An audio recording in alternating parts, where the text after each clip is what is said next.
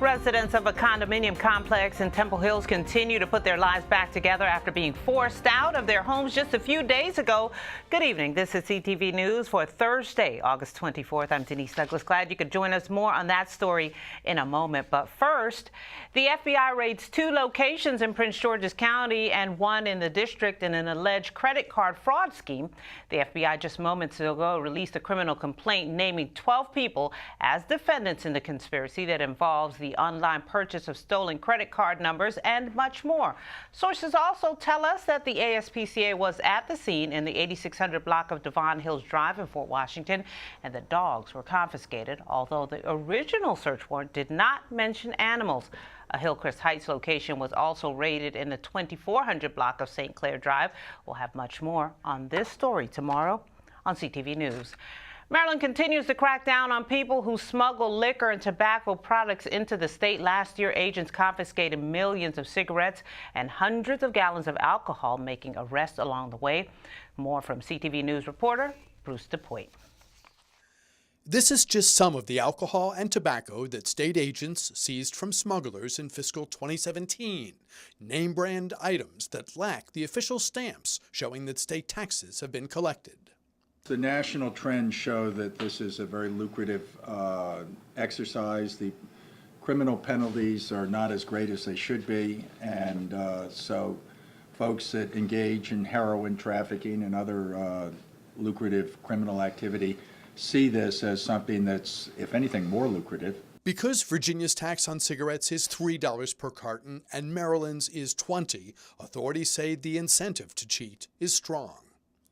We know places that cater towards smugglers, and these are people who are intending to simply divert the cigarettes and gain the extra money in tax revenue.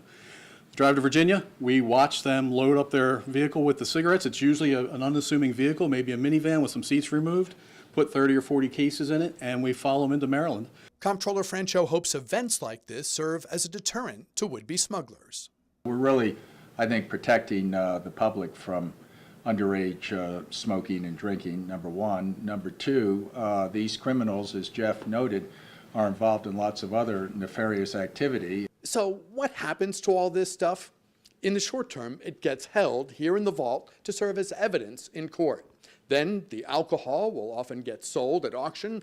The cigarettes will get sold back to the manufacturer or destroyed. In Annapolis, I'm Bruce DePoit, CTV News. Francho says that in rare cases, revenue from liquor and cigarette smuggling has been used to fund domestic terrorism. He acknowledged that what agents seize represents just the tip of the iceberg.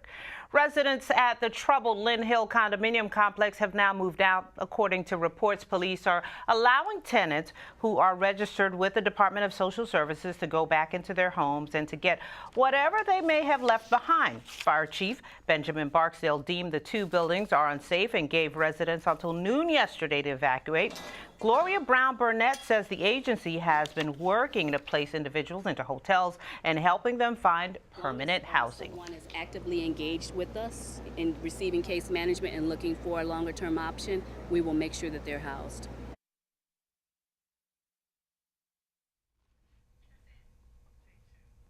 If you are looking for housing, contact the Department of Social Services at 301-909-7000.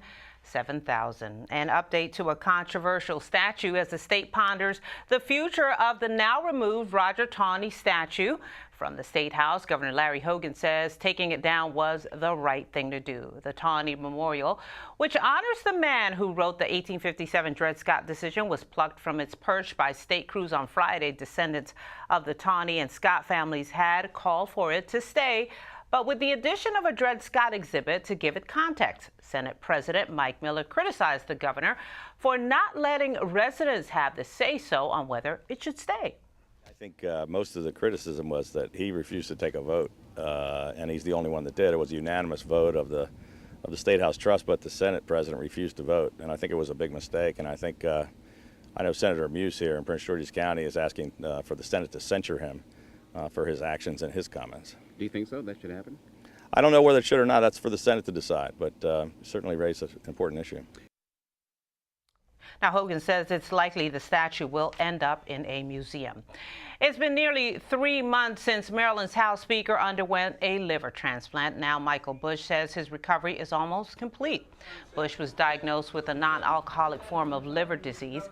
The 70-year-old was noticeably gaunt during the past General Assembly session. He had lost a significant amount of weight, a complication he says was caused by medication prescribed to treat skin cancer on his legs.